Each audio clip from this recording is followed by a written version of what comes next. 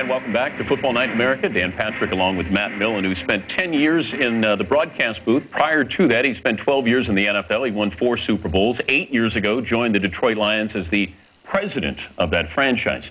Now, you've since been fired after 3 games into this season. They went 0-16. What was your reaction to that 0-16? Oh, it was brutal. You know, obviously knowing everybody up there and being so intimate and knowing, understanding the details and then watching it unfold, it was probably harder watching it from home than it was when you're up there, because at least when you're up there, you have some interaction. At home, you're just sitting there and your wife just keeps on beating on you, so it's tough.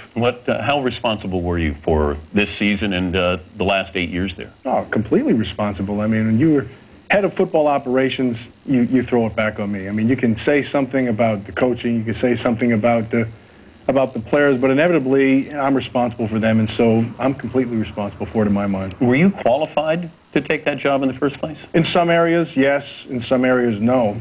Certainly from a football point of view and the X's and O's, and that's something that you study for a long time and you understand. But there's a whole other side to that job that you have to learn. And frankly, I didn't understand it going in, and I had to learn it. But you made changes. There was no stability there. Why keep changing coaches? Well, you change coaches because obviously you're not having success. But that's a great point that you make, because any organization that's going to have a winning record, it all comes back to not only stability but consistency. You have to have consistency in philosophy. You have to have consistency with scheme and that type of thing. And so when you're changing things over, that's tough to do. But you've always been successful. Penn State, as a player, you win Super Bowls, and then you do this. How do you think people look at you now with what you didn't do in Detroit?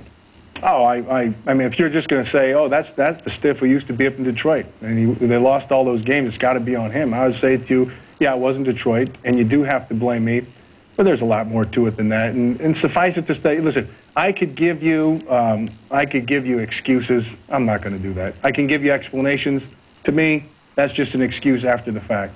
So you take the hit and you move on. And how they look at me, I know what I am. You can say whatever you want about me. Would you have fired you?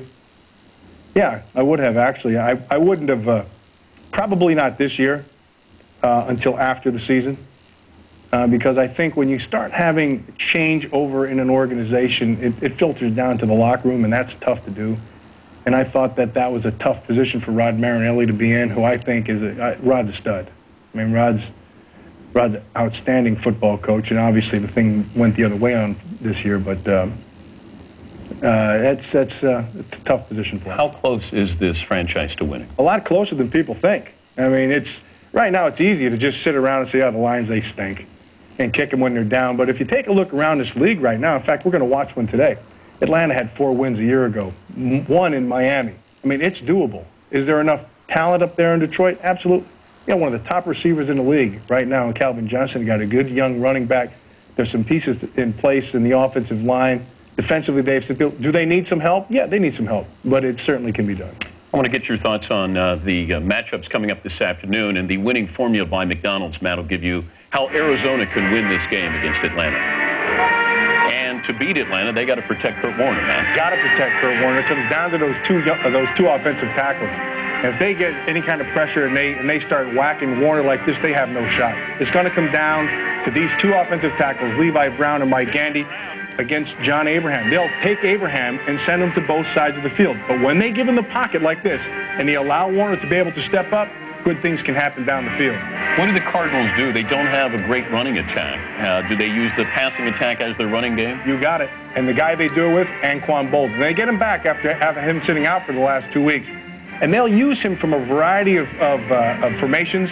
They'll throw him the ball short. He is great with the ball in his hands. Run after catch, that's his deal. He'll do stuff like this underneath his short passing game. You know, it's a shuffle pass. Really, all it is a long handoff.